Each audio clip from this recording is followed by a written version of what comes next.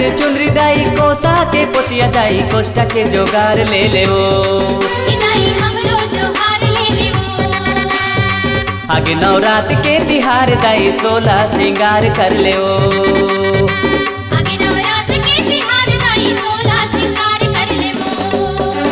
लाली रंग चुनरी दाई कोसा के पोतिया दाई कोष्टा के जोगार ले ले वो आगे नवरात के तिहार दाई 16 सिंगार कर ले वो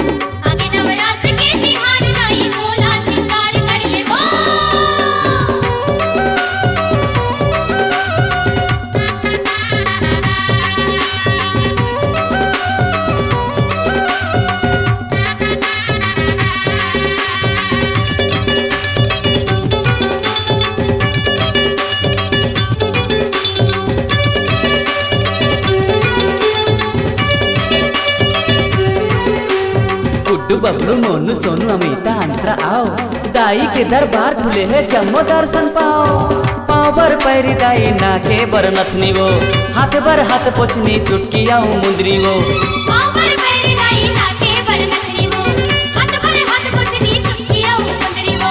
सोन के हार ले ले वो दाई माथे के बिलिया ले ले वो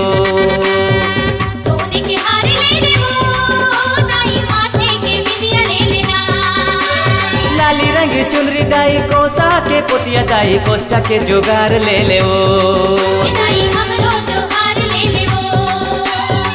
आगे नवरात के तिहार दाई 16 सिंगार कर ले वो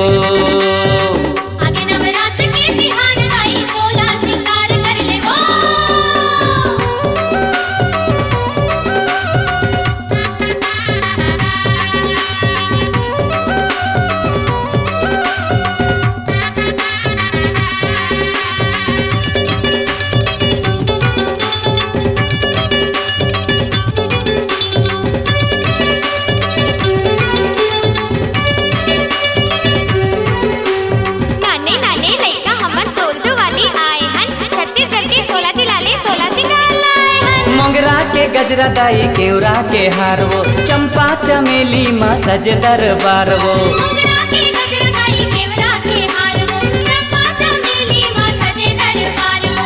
फूलिए मंदार ले ले ओ दाई फूलवा सिंगार ले ले ओ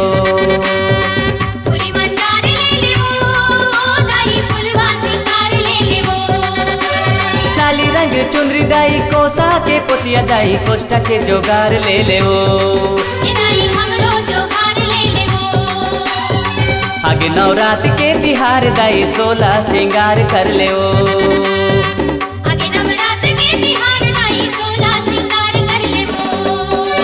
लाली रंग चुनरी दाई कोसा के पोतिया दाई कोष्टा के जोगार ले ले वो